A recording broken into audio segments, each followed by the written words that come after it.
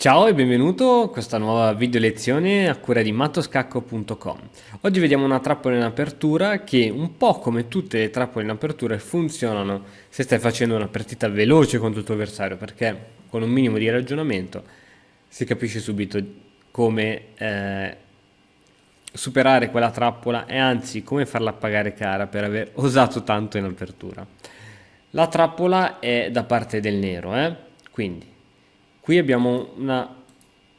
giocata di re di questo tipo,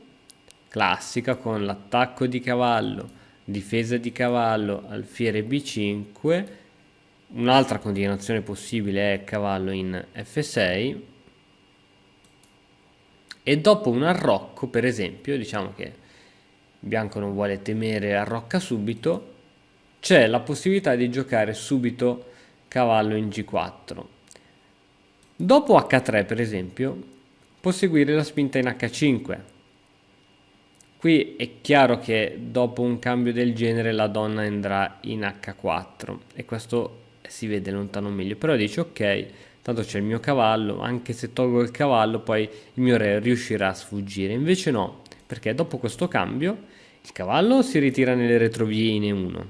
la donna va in H4 come previsto e se dici muovo F3 per sfuggire, e così anche se mi viene giù in profondità il mio re comunque può andare in F2, in realtà no, perché dopo la spinta di pedone in G3, qualsiasi mossa che farà